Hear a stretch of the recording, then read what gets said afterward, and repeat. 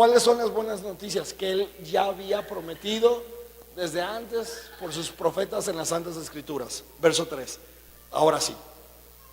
¿Cuáles son estas noticias? Las noticias son acerca de su Hijo. Diga conmigo, acerca de su Hijo, que nació de la descendencia de David, según la carne. Y luego verso 4. Si es que fue declarado Hijo de Dios con poder, conforme al Espíritu de santidad, por la que resurrección de entre los muertos, nuestro Señor Jesucristo. Te quiero leer este mismo versículo, pero en la Nueva Traducción Viviente. Dice: y quedó demostrado que Él era el Hijo de Dios cuando fue resucitado de los muertos mediante el poder del Espíritu Santo. Él es Jesucristo, nuestro Señor. Lo voy a leer nuevamente. Y quedó demostrado que Él era el Hijo de Dios cuando fue resucitado de los muertos mediante el poder del Espíritu Santo. Todas las religiones me hablan de la muerte. Por ejemplo, la religión india, o de los hindús. Esto es un dato cultural. ¿Quieren aprender un dato cultural hoy? ¿Están listos? Ok. Para que vean que soy buena onda. Por la misma ofrenda, hoy va a aprender un dato cultural. Mire, los hindús son los que practican la religión india, pero los que nacen en India son indios. Entonces, cuando usted quiera referirse a un hindú, que generalmente decimos hindú, realmente hay que decirles indio, porque no necesariamente están practicando la religión hindú. Hoy seré más culto. Ese pastor que tienen es bien buena onda, les da de todo. Pero la palabra me enseña que Jesús resucitó entre los muertos. Pero las religiones en todo el mundo hablan de diferencias. Entre ellas los hindús nos enseñan que la muerte va transicionando. Y ellos están buscando, por ejemplo, que una vez muerto tú puedas reencarnar en algo no tan malo, ¿no? ¿Estamos? ¿Sí hemos escuchado de esto? De hecho, algunos no se atreven, tengo entendido, no estoy tan contextualizado, que no comen, por ejemplo, las vacas, porque unas son sus dioses, pero también por la posibilidad de que haya reencarnado alguien en ellos. Entonces tú dices, wow, o sea, sí creen en la muerte, pero la manera en que la abordan es que constantemente estás pagando tus deudas hasta que llegue el momento en que pagaste todas tus deudas, puedas descansar. Es lo que ellos creen.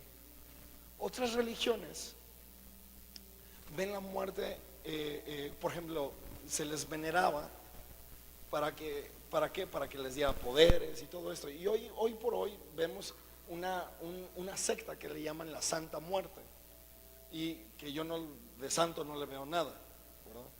Pero se le venera como si fuera un santo, una deidad. Y la verdad es que la Biblia me dice que Jesús es el camino, la verdad y la vida, y nadie va al Padre si no es por Jesús. Así dijo Jesús. Ahora yo te pregunto, si Jesús dijo que Él es la vida, ¿por qué vas a adorar a alguien que se llama santo, que es lo opuesto a Jesús, que es la muerte? Tan práctico como eso. Ahí es donde yo me doy cuenta que con eso mejor ni me meto, porque Jesús es vida. Amén. Ok, entonces así te puedo decir varias religiones y describir cómo ellos llevan el tema de la muerte. Pero la fe cristiana, no estoy hablando de si católica o no, la fe cristiana en general, la fe que cree en Cristo, es la única fe que no nada más reconoce que existe la muerte, pero es la única fe que se tiene en alguien que venció a la muerte. O sea, aquí no se transiciona, aquí no nada de esto, aquí no se le respeta, aquí no se le tiene cuidado, aquí se celebra que Jesucristo la tiene bajo sus pies. Dale un aplauso a Jesucristo.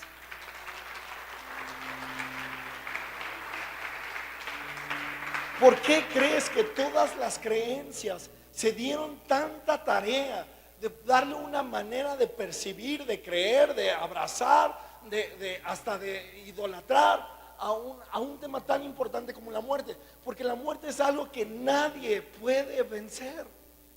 alguien muerto y grítale y pateale e insúltale, no te va a hacer nada. No sé si sabías, pero generalmente eso pasa. ¿Por qué? Porque es más, alguien muerto y todo el mundo, ¿qué pasa? La tristeza, la pérdida. Hasta yo nunca voy a olvidar que cuando mi abuelo muere en Cancún, que era donde vivía, yo tenía, no sé, no me acuerdo, yo creo unos 20, 19 años, 21, hace como 2 años, pero dicen por ahí que lo que cala es la risa, ¿eh? Pero no me veo tan grande, hermano. Pero yo recuerdo perfectamente que veníamos en el carro con mi padre, con mi hermana, y sentí como un peso, como que algo, dije, y en eso recibí la llamada y dije, ya se fue mi abuelito. O sea, es fuerte este tema, ¿estamos? Y es tan fuerte que había una mujer, existe esta mujer, pero su programa de televisión decía la siguiente frase: todos los problemas tienen solución, menos la muerte. Primera de Rocío, no sé qué. Ay, perdónenme, casi. No sé qué. Rocío Sánchez Azuara, gracias. Primera de Rocío Sánchez Azuara dice, capítulo 2, verso 3, que todos los problemas tienen solución menos la muerte. Y es cierto. Si tú y yo nos ponemos a reflexionar que todo está bien mientras, como dice, todos estamos bien, pues tenemos salud. ¿Han escuchado esta frase? Pero esto es lo increíble, que con Jesús, diga conmigo Jesús, dígalo fuerte, Jesús. Jesús significa Dios salva, Dios rescata, Dios sana, Dios liberta, Dios restaura. Y con Jesús la muerte no tiene poder. Y la prueba está de que Jesús iba caminando y le llamaban y oye, mi hija ha muerto, y iba y los resucitaba. Lázaro olía a podrido y aún después de 4 días de muerto le dijo, Lázaro, sale ahí. Lázaro respondió al llamado de la voz del Creador. Y yo te quiero decir algo, es que cuando Jesús habla, no importa si tu situación está muerta, Jesús la resucita. No importa si tu situación está podrida, Jesús la vuelve a vivir. Amén. Sí, dáselo a Jesús, dáselo a Jesús.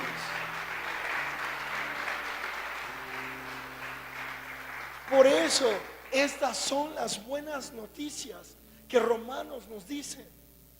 Por eso Pablo dijo, me voy a dedicar toda mi vida a decirles a todos que hay buenas noticias. ¿Cuáles? Que aun cuando las cosas estén muertas y podridas, Jesús las puede resucitar. Y por eso yo predico, Alex Herrera, por eso a mí me gusta hablar de Jesús. Porque he visto que desde que estoy chico, yo me acuerdo que me decían, oye Alex, un consejo. Le dije, mira, y yo siempre les decía, si yo te pudiera dar un mejor consejo, te lo daba, pero te voy a dar el mejor consejo que a mí me ha servido. Y les empezaba a hablar de Dios. Y desde entonces no me ha callado la boca, porque me encanta hablar de aquel que no es ficción, de aquel que las historias de la DC Comics lo copian con un Superman.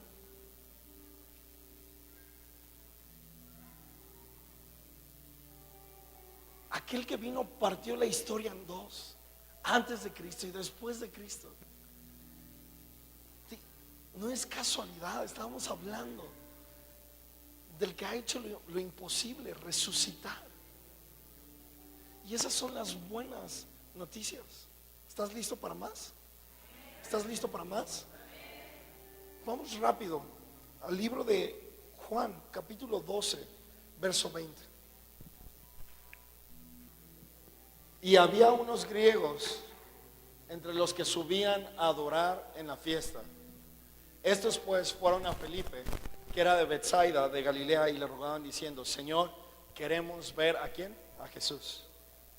Felipe fue y se lo dijo a Andrés, y Andrés y Felipe fueron y se lo dijeron a Jesús. Jesús les respondió diciendo, ha llegado la hora para que el Hijo del Hombre sea glorificado. En verdad os digo que si el grano de trigo no cae en tierra y muere, queda él solo. Pero si muere, ¿qué dice? Produce mucho fruto.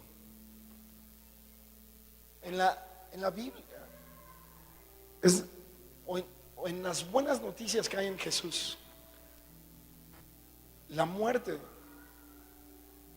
es un tema de bendición. Esto está bien loco. Lo voy a decir de nuevo. En la Biblia y en las buenas noticias de Jesús, la muerte es un tema de bendición. Es el lugar donde tú le das la oportunidad a Dios que obre. Muchas veces me dicen, pastor, es que Alex, estoy cansado porque he intentado esto y esto y esto, y sabes que ya no voy a hacer nada. Y en ese momento yo digo, qué bueno que ya no vas a hacer nada. Y se me queda viendo con cara, no estoy jugando, Alex.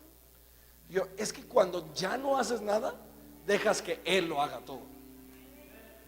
La muerte es el lugar de bendición. Es importantísimo que podamos ver cómo la semilla tiene que morir para entonces dar fruto. Pero ¿quién iba a imaginar que literalmente tiene que morir algo para que entonces pueda producir no una semilla, sino mucho fruto, y en ese fruto muchas más semillas?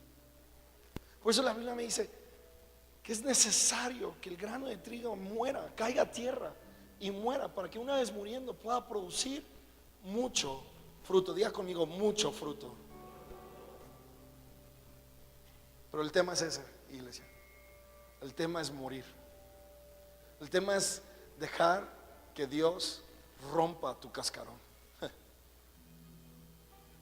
Es dejar que Dios deshaga todo para hacer algo nuevo. Y ahí es donde ya empieza la planta. Pero la semilla ya no existe. La semilla ya fue sembrada. Y a partir de ahí comienza el fruto. ¿Es necesario morir? Pregunto yo. ¿Crees que sea necesario morir? Y a veces es necesario morir a nuestros gustos. A veces es necesario morir a amigos. Y no queremos morir a nuestros amigos porque decimos, y es que, ¿cómo voy a tener nuevos amigos? Yo sé y estoy seguro que si tú mueres a ciertos amigos, va a haber mucho más amigos. A veces es necesario morir al novio, a la novia. Tú dices, ay no, pero ¿por qué? Me va a doler. Yo nunca he dicho que la muerte no duela. Lo que sí sé decirte es que te vas a alegrar en el fruto de lo que estás dejando morir. A veces es necesario morir a la flojera. Ya conmigo, flojera. Te vas a morir. ¿Cuándo? Cuando tú estás por abrir tu Biblia, dices, no, mejor mañana la abro. Y a veces es necesario morir a Netflix. Cuando dice capítulo siguiente, tú en ese momento dices, te reprendo en el nombre de Jesús, Netflix, y lo apagas en ese momento. Porque a lo mejor si ves el otro capítulo siguiente, y no, estoy seguro que no estás viendo algo que no, pero a lo mejor ese capítulo siguiente que ya no viste te va a dar 40 minutos que dura una serie, o 20 minutos, para poder abrir tu Biblia esos 20, 40 minutos que no lo habrías hecho el día de ayer. Dice Juan 12, donde nos quedamos, creo que en el 23, el verso siguiente. Dice, el que ama su vida, la pierde. Y el que aborrece su vida en este mundo, la conservará. ¿Para qué? Dice, el que ama su vida, ¿qué? La pierde. Y el que aborrece su vida en este mundo, ¿qué? La conservará para vida eterna. Amén.